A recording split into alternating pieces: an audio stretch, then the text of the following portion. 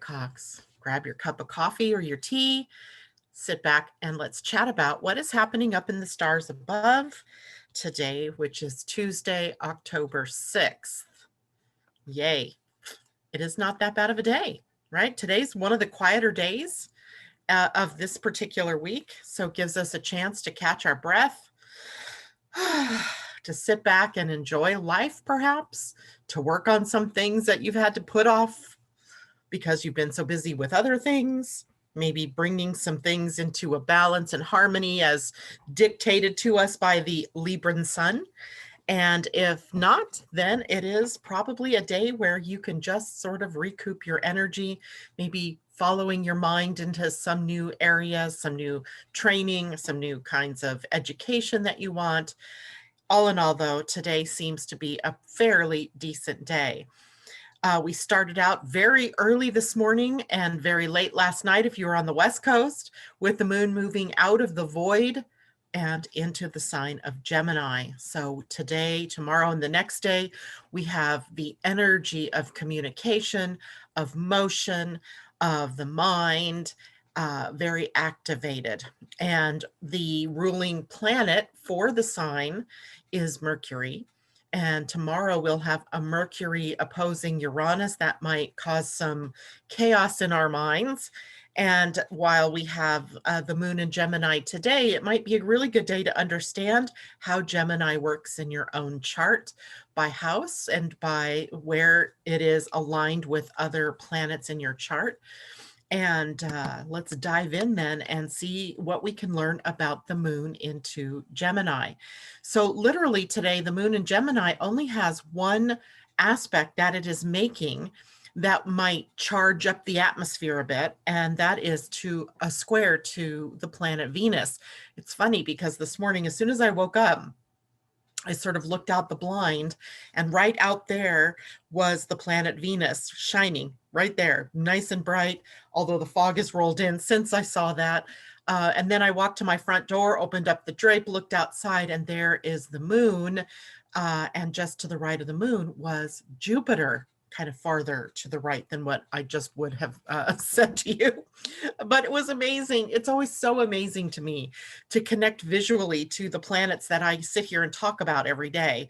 And I hope you guys get as energized by being able to visually connect to the planets and in the sky, as well as to the archetypal energy that I expressed to you about each of the planets. So we know that the moon is about timing. We also know the moon is our soul and our emotional field. So the moon expresses different emotions as she moves through the various signs of the day.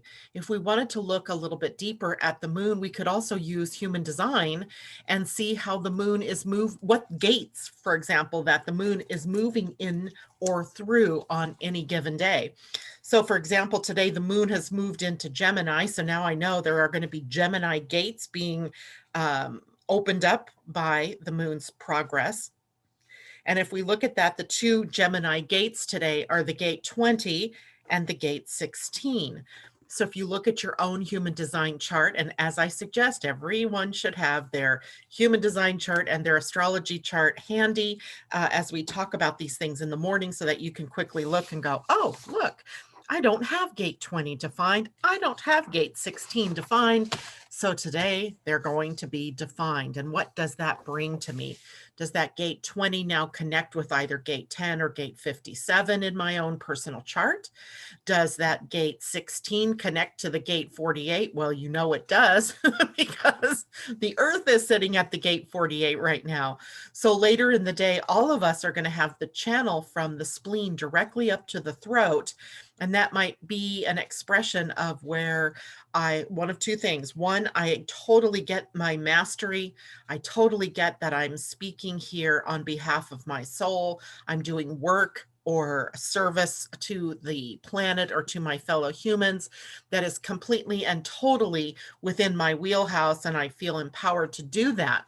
On the other hand, because the gate 48 is sitting at the spleen, it's a possibility that you express or feel the more fearful expression of that particular gate, which is about inadequacy, not having enough wisdom to be able to speak consciously or authoritatively on any particular subject, which of course is a fear energy that probably is not true, right? Every one of us has studied something or has enough knowledge.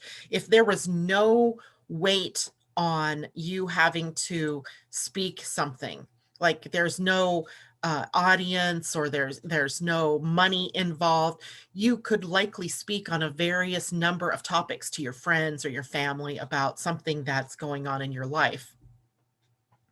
So let's say you are studying, astrology, sort of just tangentially. You're not necessarily becoming an astrologer, but you've been listening to my shows in the morning and you think you know now some information about astrology.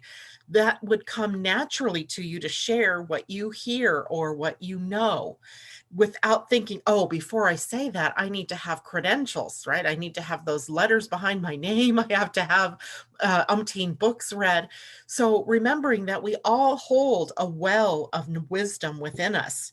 So the gate 48, where the sun is, will meet up today with the gate 16, which is called the gate of enthusiasm, where we get to share information with one another from an enthusiastic point of view, right? I just heard about this wonderful restaurant. Now, I'm not a restaurateur and I'm not a connoisseur of foods, but hey, I enjoyed it, right? So we all have those hidden pieces of wisdom within us that are wanting to come out without the fear of, oh my gosh, I don't know enough. I can't do that. Now, of course, I wouldn't suggest you go out and become a doctor today just because you might have you watched Grey's Anatomy. you, you watch Grey's Anatomy, you doesn't equate to you being a doctor. But that doesn't mean there isn't some part of wisdom there that you can impart to people on a daily basis. So the moon today might be triggering that feeling of inadequacy in us, not knowing enough, and somehow needing to learn more, go farther, faster, in order to be able to speak as an authority on something. Now, on the other hand, with the moon in Gemini, which is a sign of communication, it is a sign of movement and motion, like restless energy that's looking for an expression. It is also the sign of the mind and our mind's control over us. Then we may have some other issues going on in other areas of our life. For example, Gemini energy as a communicator also needs to learn that one half of communication is listening, right? Putting an ear into it and actually hearing and listening to what other people are saying, and as well as then communicating back. So sometimes Gemini energy, runaway Gemini energy, is just talk, talk, talk, talk, talk, talk, talk, talk, talk, as if I like the sound of my own voice. And I don't slow down enough to be able to listen to what other people are saying. And before you go on and go, oh, I'm not a Gemini, it doesn't matter for me, you all have Gemini somewhere in your chart. So somewhere, whatever house it is, Gemini energy plays out, right? It plays out.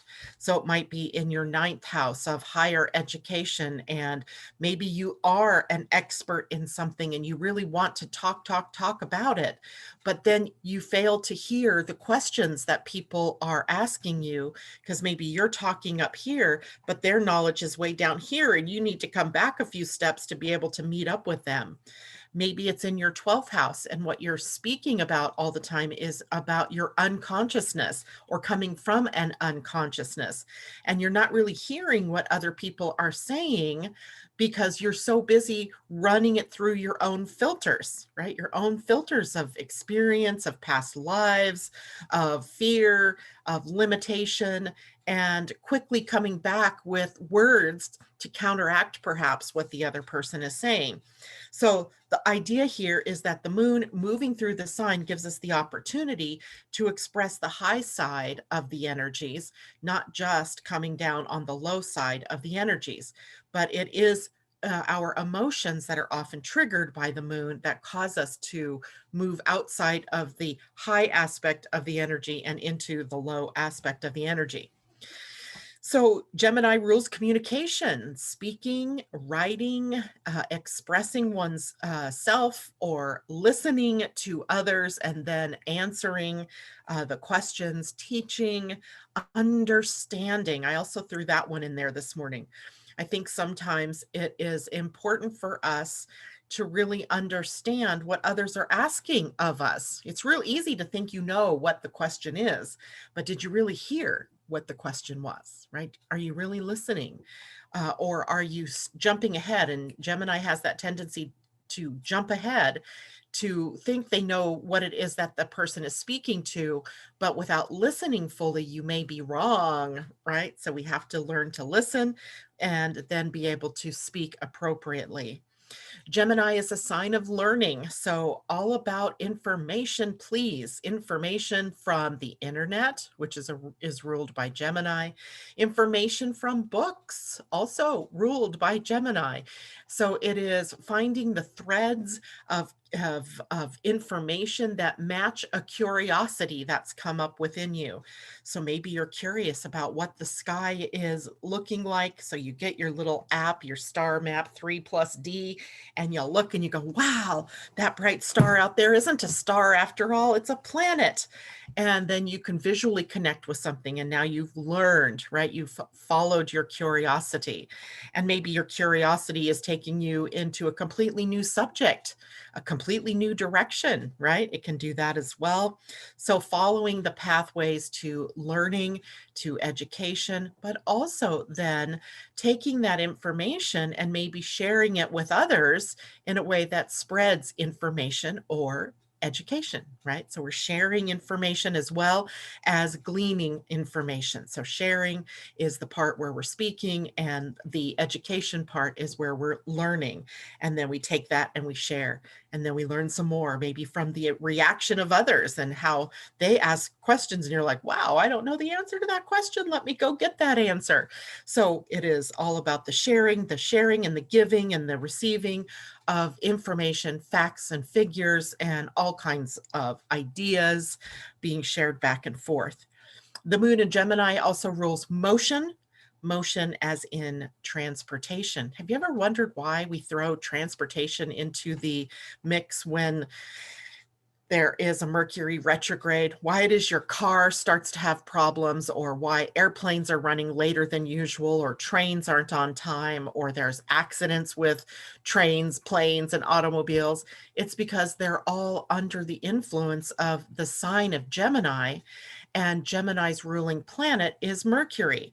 So when Mercury is retrograde or Mercury is being pressured by other planets, my cat has the kitty gitties. She's running all around the house. So when there's energy like a retrograde, our cars and our transportation networks can become upset because it's ruled by Gemini. And so that also rules short trips. So the trips we may make to the grocery store or to our favorite park or hiking area. So short trips, also restless energy and excitability. I get very excited as a Gemini over small things like my cat out there just having the kitty gitties.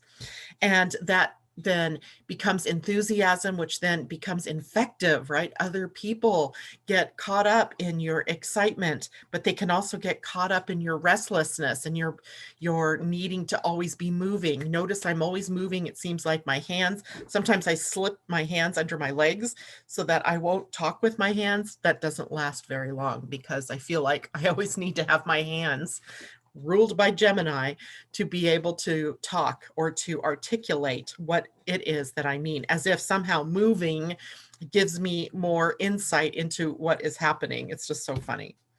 Social skills also fall under Gemini, sort of like Libra, a fellow air sign. So when we think of Libra, we're thinking of social graces. When we think of Gemini, we're thinking about social conversation, being able to interact with people. So we have tact, we have acceptance, we have sharing of ideas, quick thinking, wittiness, telling jokes, that kind of thing, that are a part of the Gemini social skills, where Libra is more the diplomacy and speaking nicely, taking care of people, making sure all their needs are being met, being graceful, right? So we can talk about the social aspects of all of the different signs that are air signs that deal with communication and sociability. Now, Gemini has a negative side as well, right? We all the signs do.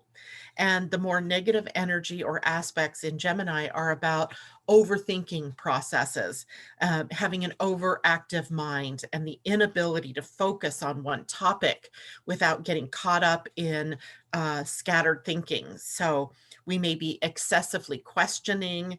We may be thinking so fast that our mind gets ahead of our mouths. So I do this all the time. I talk backwards. And I know exactly what I mean, and other people stop and look at me and laugh because they know I've just said it backwards, but my mind will be moving. My mind is moving 10 steps ahead of my mouth. So we have to watch for that. It's, sometimes that does not serve you if you're in the middle of a conversation of importance and your mind lapses. Then coming back to that conversation may give the impression that you're not listening, right? So we have to watch out for that overactive mind that wants to go into new territory. Nervousness and indecision are also a part of Gemini energy, where we can become so scattered that we can't focus on what it is that we want to do as a decision. So we have to watch for that. I also think of Gemini energy as word magic, being able to put words to anything, but I have that in the overactive mind part, because sometimes that word magic means we're not really saying what we mean, or we're not really meaning what we've said. So we have to watch out that we're not speaking to things that are not correct. So that overactive mind, scattered thinking, not listening are all some of the negative things that can happen during the moon's transit through Gemini. Now, in the body, Gemini rules the arms, the wrists, the hands, shoulders, lungs, and the nervous system, interestingly enough. And that nervous system is going to get a jolt as tomorrow Mercury opposes Uranus, and Mercury is the ruler of Gemini. So tomorrow, which is already even kind of in action a bit today, we're going to have Mercury, the ruling planet of Gemini, where the moon is, in an opposition to Uranus in Taurus, which is bringing up possibly surprises, things that you don't expect. And that can mean that we say things that we don't mean. It might mean that we hear one thing, but we say another. So we'll have to watch out tomorrow for that energy. And even today, as it's starting to build up in our sphere, being very careful, maybe slowing things down so that you are very aware of where you are, what you're saying, and who it is that you're saying it to, right? Okay, now let's go back to the one aspect that the moon is making today, and that is a square to Venus, who is now in Virgo. So interesting that Virgo is ruled by Mercury. So is Gemini. So we have that feeling that there's an affinity here, but Gemini and Virgo energy are actually square to one another. So Venus in Virgo is actually square or challenging the moon in Gemini. And I should have said that the other way. The moon in Gemini is actually challenging to the planet Venus in Virgo. So today we may find ourselves in a position of having conflicting goals. I know I was thinking about that in my own world this morning as I checked on my own transits for the day. And the very first transit of the day for me was something about taking care of home, right? Being, taking care of the routine matters that, are important in running a home. And those are the things that have slipped by me for the whole last couple of weeks, it seems like, as I've been extraordinarily busy, focused on other things. And I thought, oh, wouldn't it be nice today just to focus on, I don't know, the laundry, maybe, vacuuming. I don't know. But I was thinking that already before I looked at my transits for the day, and there it was, right? So maybe today's goals feel conflicted. You might have a lot of things that you should be doing that you want to be doing, but that are being eclipsed by the things that are right in front of you that have to be done. So there may be pressure on us as we have conflicting goals, and then we may have mixed emotions about those things. In other words, maybe I begin to resent the things that I have to do because it means that I don't get to do the things I want to do. So we have to watch for that. And we may become uncertain today. We may have an element of uncertainty added to what is already a time for us to reimagine ourselves, to reimagine our dreams, our goals, and our ambitions. So today's uncertainty about that may create a little bit of drama around where do I go? Who do I do that with? What do I want? Where's my heart? All of those kinds of things may come up today. The moon thankfully moves fairly quickly. So this is a transit that comes and goes relatively quickly. It's just a blip on the screen of your life. So don't get, caught up in, oh, woe is me, I don't know what I want. Maybe get out some pens and some paper and draw a diagram. Let your mind just wander, doodle ideas, so that you don't have to come down on any one particular thing that you want to do. Maybe you're just getting a read on what is important to you or what feels good to you. All right. So I'm going to stop now and go on over here to YouTube and say good morning to everybody here. Leslie Zuber, good morning. Whoa, whoa, whoa. There's lots more. Good morning, Monique and Amy Energy. Moon signs, that is Tati. Good morning to you. Christine Buckingham, good morning. And Moon Signs says, I feel this already. Indeed. Yeah. Good morning, Mimi and Pauline and Asa. Hello there. J-Lo and hello, Adrienne Jones, and good morning to Amanda. Adrienne says, OMG, yes, direct experience of the planets. I am outside every morning around 5 a.m. and take the time to witness, commune, and connect with our kin in the sky. So powerful. It really is. I mean, there's just, it's one thing to talk about, to look at a chart, right, where I see these symbols that are representations of planets. But it's quite another thing to be sitting outside or to look up at the sky and then actually connect with them in that way. I also connected this morning by bringing out my Saturn earrings. I don't know why I felt Saturn needed to be injected into my life this morning, but I did. I guess maybe I was thinking here I'm coming up to the third pass of my Saturn return, and I'm just paying homage right now, recognizing, okay, Saturn, what am I focusing on? What lessons am I still learning, and where am I going with all of this? So thanks for sharing that, Adrienne. It's so important to get out there and visualize eye to eye. Amy, yes, ninth house for me. Amazing that I chose the ninth house. There we go. Pauline says my Gemini in 11th house retrograde. So maybe the sun's in Gemini. No, so the sun wouldn't be retrograde. So I'm not sure what's retrograde in your 11th house. Maybe Mercury. I'm not sure. Loving Light, hello there. And J-Lo says, ha, that's me all the time. I bet you're thinking about the scattered energy and the words getting ahead of your mouth, or your mind getting ahead of your mouth, something like that. J-Lo says, looking up and opening apps. Indeed, I love that app. It is so profound. I'll look up at the moon and I'll say, what is that next to it? Like, I know the moon is in Gemini, so what's that star or what's that thing I'm seeing? And being able to take and just point my phone at that star and then finding out what it is so magical to me. I mean, things that we couldn't do when we were kids, right? And we looked up at the night stars. We were like, oh, what stories can we tell about what's up there? Now we know what the story is. We just need to open up an app and it'll tell us, oh, that's whatever star that is. And Loving Lights is sharing this awesome app with my group last week. I used it with my grandson at one time. It's so much fun to use it. Yeah. Andrew Scott, great to see you. He says kitty giddies. That's what I always say about my cat when she starts running around behaving weird. She's got the kitty giddies. And likely she was trying to head outside and realized I had closed the door because it's chilly this morning and she couldn't get out. So she was just expending her energy a different way. Stephanie Renee Davis, hello, sending beautiful light and positive vibes to all. We accept that and we send them back to you. And welcome. I'm not sure. I think you might be new here, so it's great to see you out there. J-Lo says, funny, just yesterday in New York, the traffic was so hectic, pretty early too.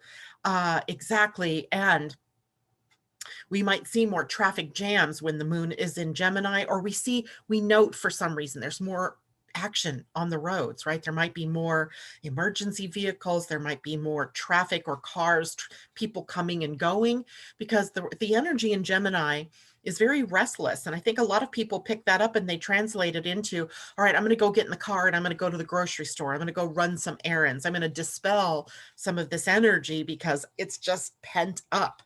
And that may contribute then to traffic and things like that out there on the roads. So Stephanie says, your kitty is so adorable. Love her in the background.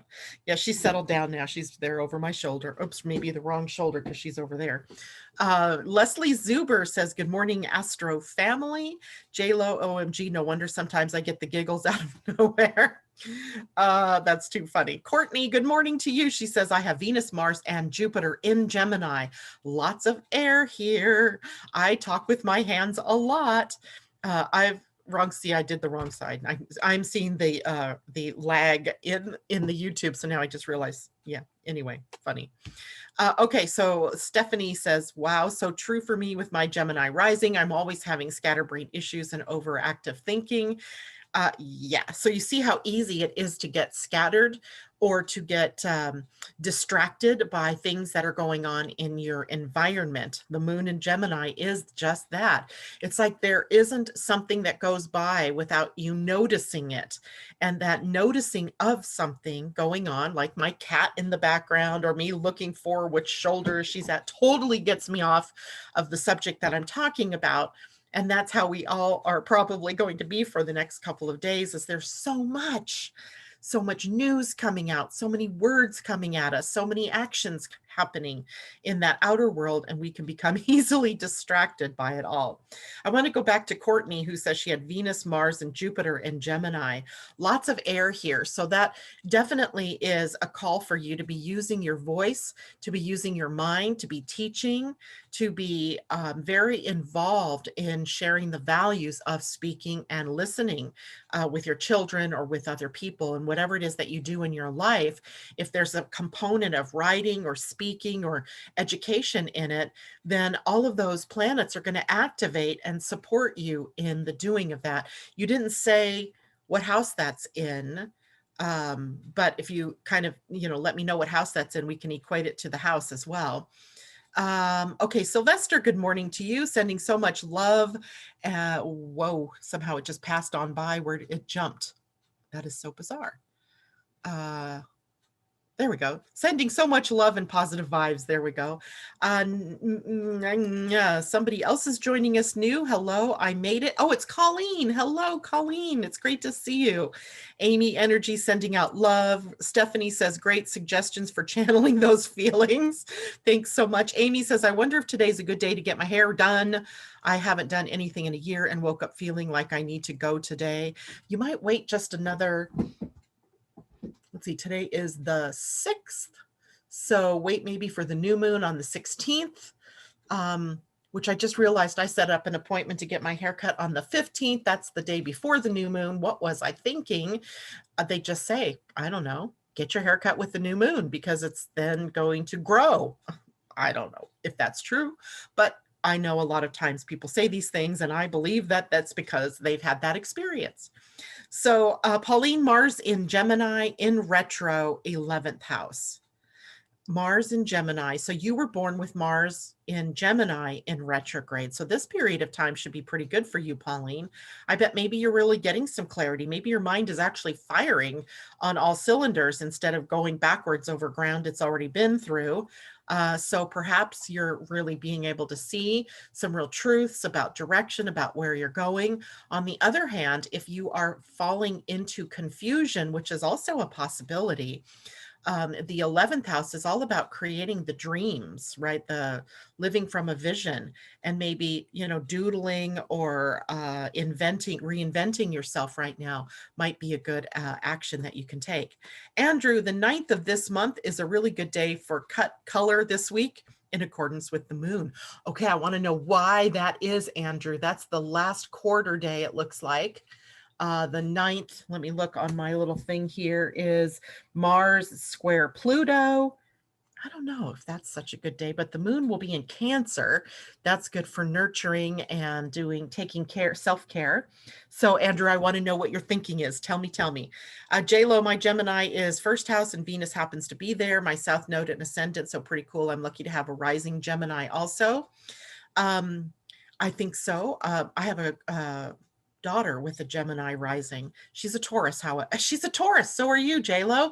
And she has that Gemini rising. So sometimes I see her, that stubborn streak that Taurus has, right? That digging in streak.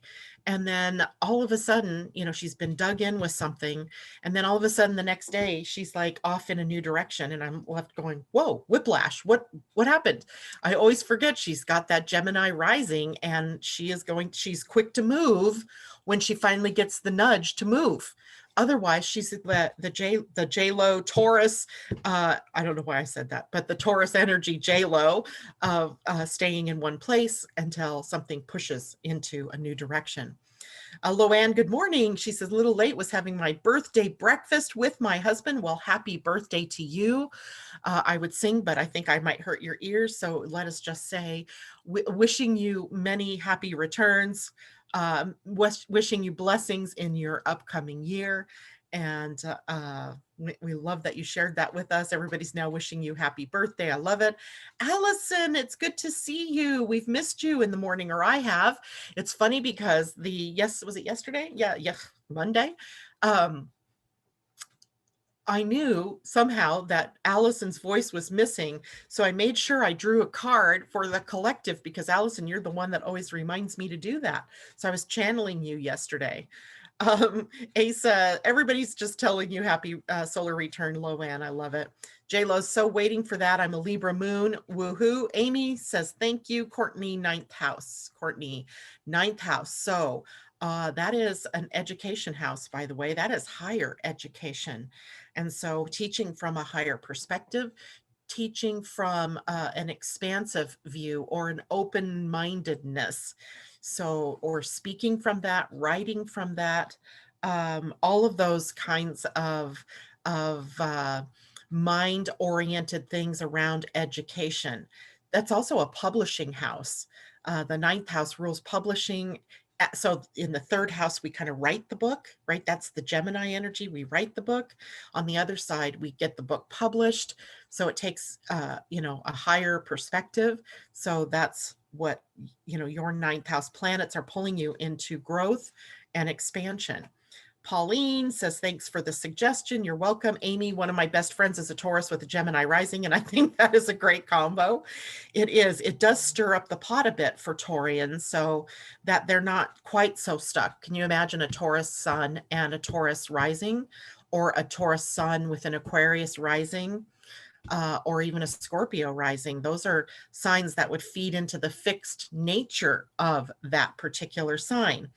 We standing here today might go, wow, that sounds pretty bad, but likely that person in tuning into as a soul of the right timing to be born, perhaps they lived a life of scatteredness, of distractions in previous existences, and in this life they needed the fixed nature of the sign of Taurus or whatever other fixed sign might be on their rise in order to stay focused, to be able to stay in alignment with what their goals were or with what their life's path was.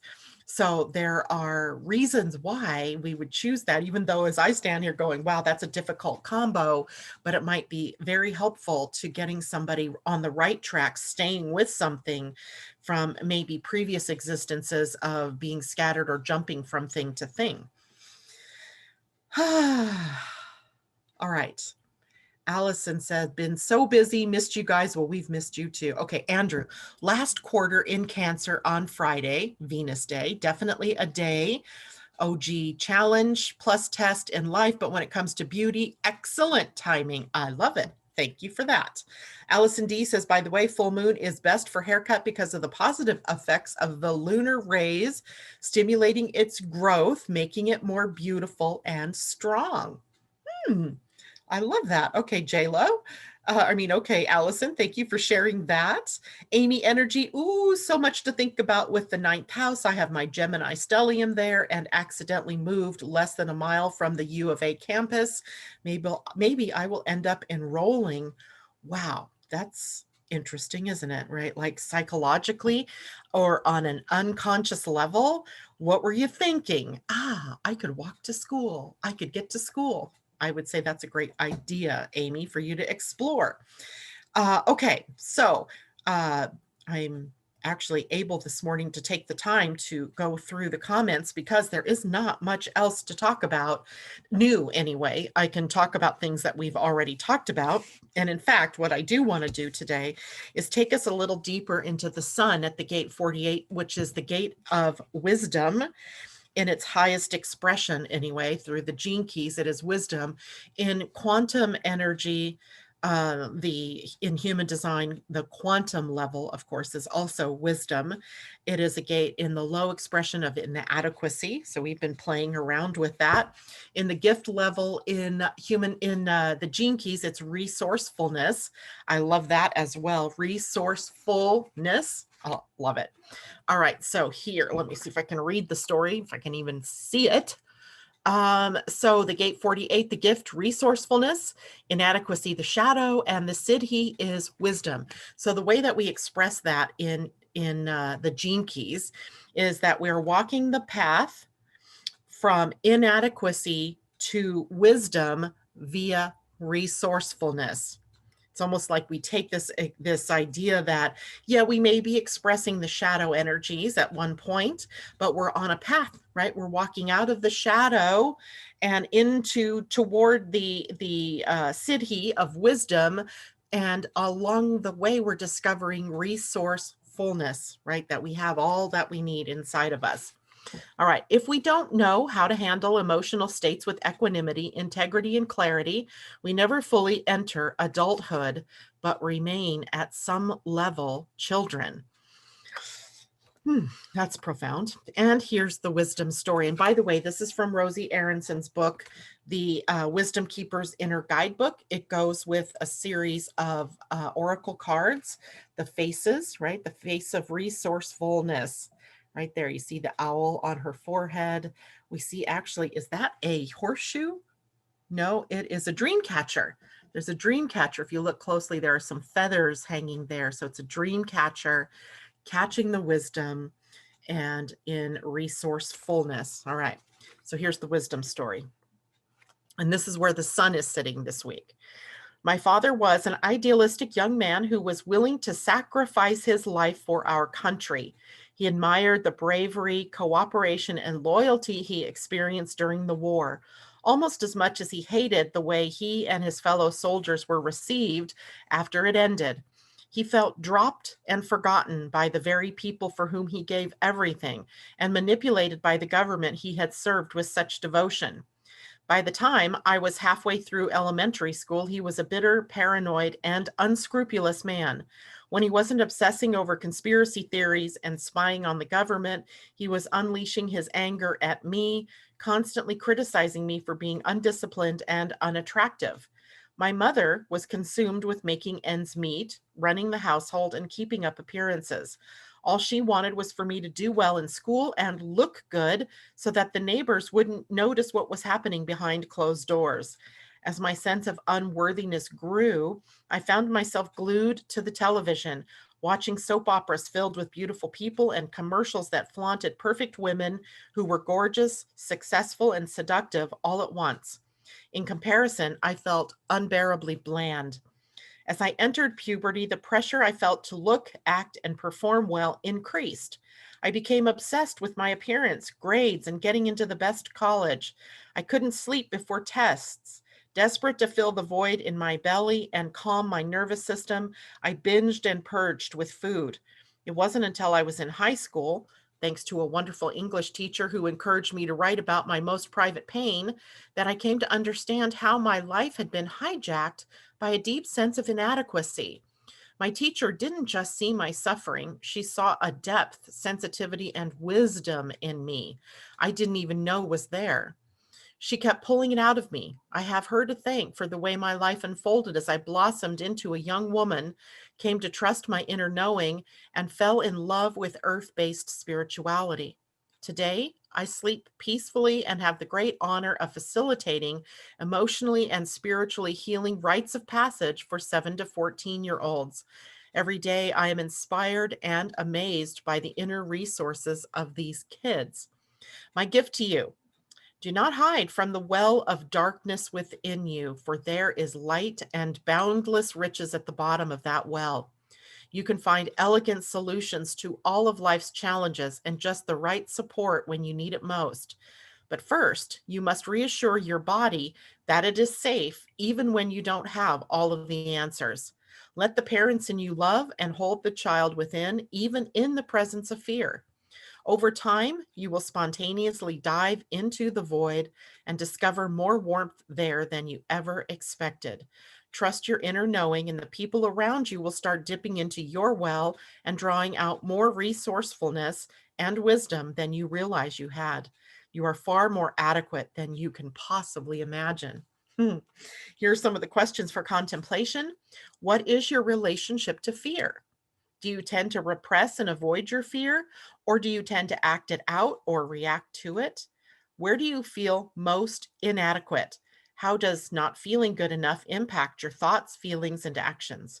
Do people tend to feel intimidated or inadequate around you? Who in your life has truly seen your wisdom and pulled it out? Think of a time you experienced or expressed your wisdom. Write down 10 of your greatest inner resources. Notice the feelings and thoughts that arise as you do this. Again, all of this is in the Wisdom Keeper's Inner Guidebook, which is part of the 64 Faces of Awakening, the cards that Rosie Aronson produced. Oops, resourcefulness. There you go. All right, I love that story. So, and I could read all day from her book, but then I get all cotton-mouthed. The earth, on the other hand, is at the gate of control. We talked a bit about this yesterday, and there's a new name, it's not a new word or new phrase, but I'm going to give it to you anyway, as I'm learning more about human design in the quantum perspective of it. We see that the earth at the gate 21 is in what we now call self-regulation. Doesn't that sound familiar? Self-regulation is one of the days of the Pleiadian-Earth system. And so self-regulation is an energy that we've been experiencing all along.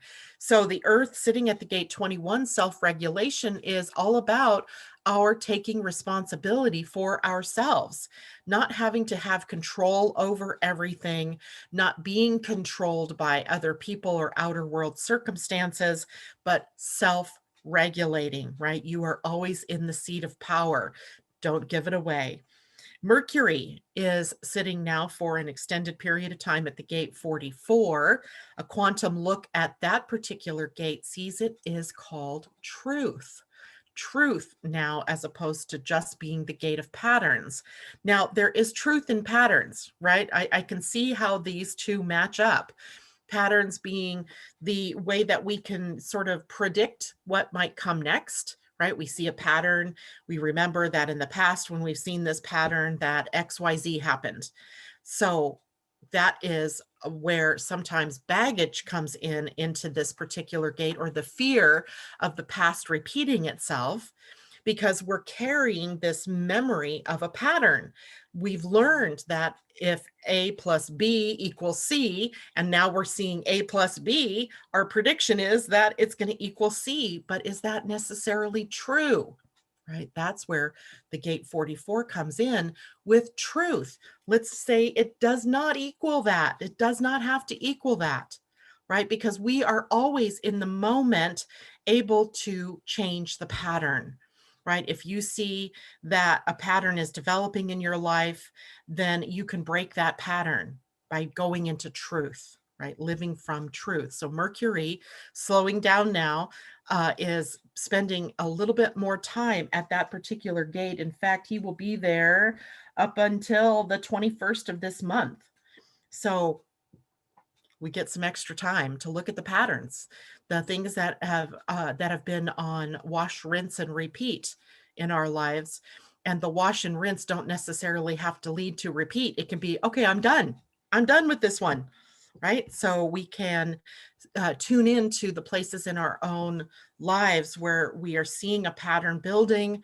But the truth of the whole thing here is that the pattern doesn't have to repeat. You can use the energies from the past, the experiences from the past, to build upon a new future, right? A new now. So that's where Mercury is. And I thought it was worth reminding you about Mars's position right now, because he's also in retrograde. So spending longer periods of time at certain gates. The gate he's spending time at right now is 42. 42 is a gate that is about conclusions, bringing an ending to something, completion. So the 42 sits actually on the sacral center. So it's way down toward the bottom. It's pointing down to the root center. And it is a gate that brings us into completion of some sort. So Mars at 42, what is he in the process of completing? What is he redirecting in your life? What is the conclusion of some maybe chapter in your life? In preparation for what's next, which is where he spends this very long period of time at the gate 51, which sometimes we call it the gate of shock, but in a way is really called initiation. It's about moving into something new, right? What is initiation, right? The beginning of something, moving into a new realm, perhaps, moving into a new belief system, moving into a new way of living or being or belief, maybe actually living from your truth for once, right? Living from a truth that is unalterable, right? The truth of who you really are, that only got layered over with other beliefs as you were growing up, as you were being conditioned by the world around you. And if you don't understand what conditioning means, because maybe you're not, very well versed in human design, conditioning occurs when you have openness in your chart, and we all have openness somewhere. Openness is the white areas of your chart. It could be a white gate, could be a white channel, it could be in white center. And in those white areas, the open areas of your chart, you're taking in the energy that's around you, amplifying it, rebroadcasting it out there, believing it to be your own truth when it isn't, right? It isn't. It's either been facilitated by a passing planet over that point, or by the people in your life, right? So it truly is about how we complete one another. So it becomes so important to really understand who you are first, so that you know when it is that you're being affected by other people's energies or by transiting planets, like we talked about this morning with the moon transiting through the gate 20 and the gate 16 in your human design. Guess what? I'm just going to bring up a human design chart. How about that? First of all, Asa, are there any questions out there? Is there anything that I'm missing? And I just got some good news. Woohoo, I love it. So perfect. All right, Asa, if there are any questions, let me know that. In the meantime, I'm going to go open up a website because I didn't copy this down today. So I'm just going to go to Jovian and get the chart for the day. Then I will share that so that our conversation has a visual to go along with it. And no, I'm going to save this. Hold on, because it just cuts off everything and I don't like that. Today is the 6th. There we go. We're doing okay on time. I have a couple minutes I can do this with you. And now let me open up that file and then I'll share my chart. Downloads, just now. Back to Zoom to share. Here we go. Now, what you're seeing is called a just now chart. It is a snapshot of the moment where all the planets are sitting in a human design chart. Now, if you get your own chart out and you set it next to you, right next to, you set that chart next to the chart on the screen, then what you'll see is what is being connected up by the planets in the moment versus where the planets all are in your own personal chart. If there's an overlap, let's say, for example, you were born with the gate 48 defined, there's nothing more new that you're being experiencing here, but maybe just another level of the energy of the gate 48's expression in your life. If this is new to your chart, if that area of your chart is white, then right now this is all that's sort of in your face, that you might be being conditioned by the planets and their transits. So for example, in my own human design chart, this entire channel is open. And so for me right now, I'm constantly checking in with myself around this idea of inadequacy. I checked in with this one because I just spent a great deal of money to become certified in human design. And I had to check my motivation for that because I've been doing human design for years. I know human design.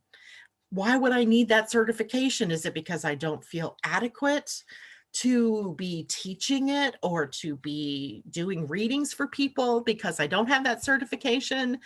And so I had to go through that process of checking in with myself. And by the way, that wasn't it. For me, it was that I wanted to have a completion with the certification program. So likely it was more a Mars energy that was driving me there and not the energy of the gate 48 in inadequacy. So let's look at the moon today. So the moon is already now at the gate 16. That's right, because this is in UTC time.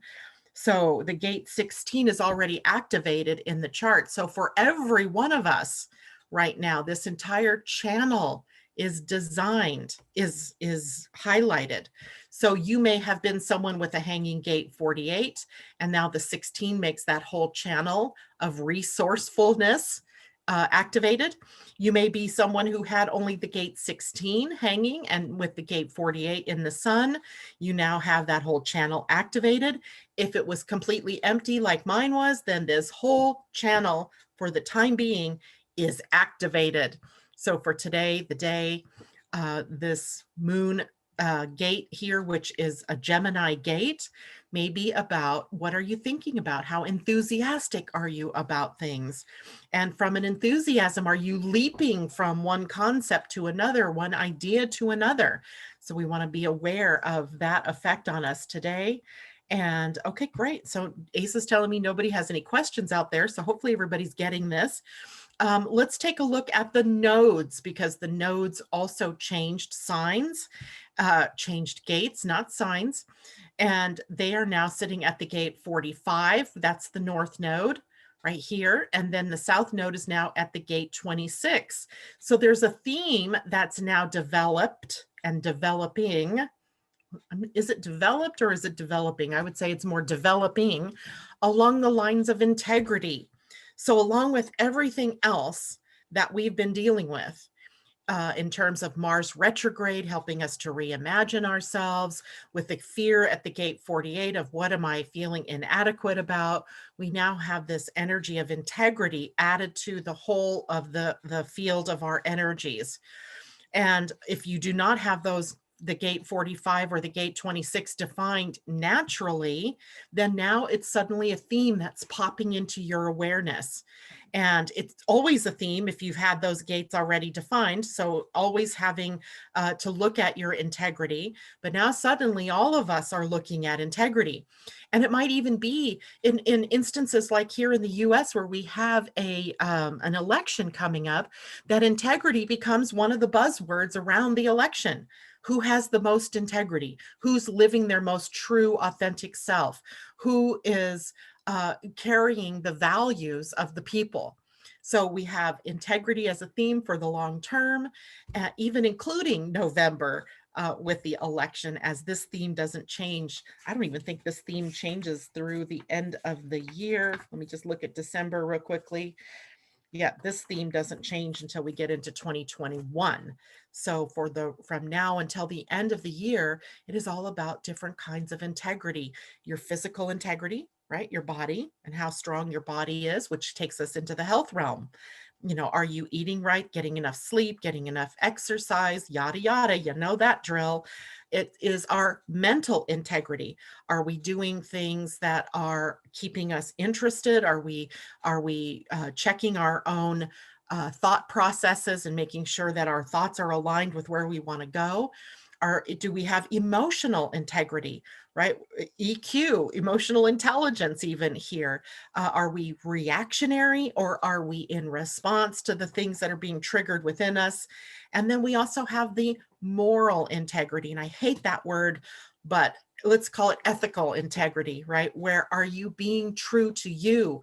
Are you using your values? Are you living by your values, or are you living outside of your values? In other words, are you saying one thing, that this is what I believe and this is what I hold true and this is what I cherish, and then living completely counter to that, which is a possibility. We all do it. So integrity says, are you being true to you? Are you living within your skin? But it also is about the physical integrity of the world, as we've seen structure after structure, form after form falling away. The question then becomes, is if we're in the rebuilding phase, which we will get to, are we rebuilding with integrity? And knowing that that integrity begins with each one of us personally. It's not coming from the outside in, right? Integrity isn't something that's given to you from outside. It's something that you build from within yourself. So lots of interesting energies here for us to look at, to be triggered by, for sure, because we do get triggered by these energies, right? They don't just like come and smooth sail through. Sometimes they do, but often it triggers something darker within us that we have to look at first in order to get to the high side of that energy. J Lo's asking, does the aspect become stronger if the centers are defined? Yes, because a center that is defined, i.e. colored in, is broadcasting that energy, right? So it's where your authenticity lives. But if now a new gate is activated on a defined center, how is it that you're going to bring that energy in? And do you recognize that it's temporary, right? That it's a temporary trait. It's a temporary bump that you're receiving, or it's a temporary fear that's being triggered for you, depending on what center you're talking about and what gate. So again, knowing yourself, invaluable here, right? So when you know who you are, you know what your gates are, you know what your traits are, then when the moon or any other transiting planet or any person that comes into your life triggers a different energy, you go, ah, I get it. That's different. And it means that you can use that energy, right? It's not like, oh, stay away from, the gate 48 because it's not my natal energy. Not at all. It's recognizing that if you're tapping into that energy right now, that it's temporary, right? And that you can use it and think about it and process it while you have it, but it's also going to pass here by Thursday, right? The sun will move into a different gate. And those of us being triggered by the gate 48 will have that gate turn off, right? So temporary energies, we can use them to our benefit, but recognize what's yours and what isn't yours. And that starts by knowing your own human design. By the way, if you have not gotten your human design chart yet, I know some of you are listening to me later in the day and not live, and some of you here live with us today are new. Go to my website, www.living-astrology.com. Request your free human design chart. It comes with a little report. Also, you can request your own astrology chart, your own natal chart, so that you have it sitting here with you when we have these talks in the morning. And of course, there's always the opportunity to get a reading or to join up in the membership and take the education process down deeper. Lots of different opportunities. And please, if you've liked this video today, give it a thumbs up. If you haven't yet subscribed, please do so. Hit the bell, which will let you get notified when I am live on air.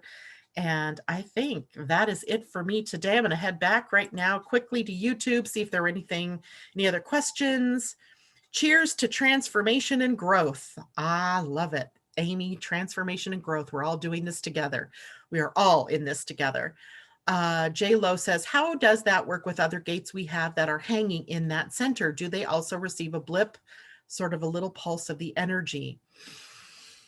I think what you're saying is if you have a hanging gate and the other gate gets triggered by a transit or another person, what happens, right? Remember, the hanging gates are acting like little magnets. So if you have a hanging gate in your chart, that little magnet is attracting the people or circumstances that will fulfill it from the other side. And then more than usual becomes possible for you.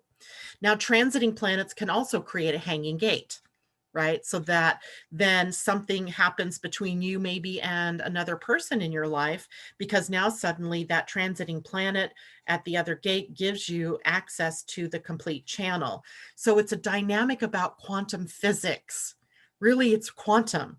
It's happening on an energetic level. It's not consciously happening, but we can consciously tune into it. The effects, we can see the effects in our life, and we can drive those effects as well. We don't have to be the victims of those effects. We can say, the gate 16 is now going to be hanging on my throat, and it's going to be connected up with the gate 48 hanging on my spleen. I may be more sensitive to fear today. I may be really excited about sharing something, but in the end, I'm afraid of speaking, right? Inadequate. I don't know enough of the words, but it shows us that in order to master something, a part of the experience has to be outside of the classroom. It has to be actually out there in life, where we actually are testing our theories. We're actually, gaining experience by sharing. And then later, if we find out, I didn't do such a good job on that, maybe I can go back to the book. I can go back to the classroom. But you have to have both the classroom learning and the outer world learning. So that's just that one channel, by the way. Okay, so hopefully that helps. And, we'll talk more about this as time goes on, because I think it's really important for us to really understand our human design. It's giving me this real excitement to be able to share your authentic self with you, right? And helping you discover it. So my idea is about empowering you to dig deeper into your own chart to find your own answers, because they're there, right? They're there for you. J-Lo says, thank you. It's funny, I've been feeling little blips and I'm like, did I really just feel something? And then something happens and I'm like, aha, exactly. That's exactly right. Christine, thank you so much for this daily report. Needed to hear this today. Thank you, Asa, too. Hoping everyone has a very good day. Thank you all so much for joining me. Asa, I can't even tell you what it means for me to have you out there. I'm so glad that you're able to help me with questions and so forth. Everybody, take care. Have a wonderful day. Tomorrow is Wednesday, and we will be digging into the next house. And I believe we're on to the 7th house. Wow. Right? We're out of the personal houses. We're now going out into the relationship types of houses to complete our education on what the houses mean in our chart. Take care, everybody. Bye for now.